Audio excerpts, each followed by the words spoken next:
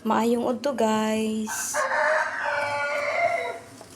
Kay udto naman guys, alas 11 naman, so nakaluto na ko og gulay. Gulay lang sa taron guys. Gulay nga sari. Ina din siya subak. Na siya subak lechon. Huwag yun nahurot ang lechon.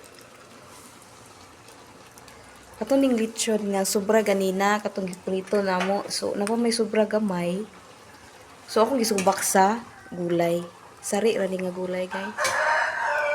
Igisa.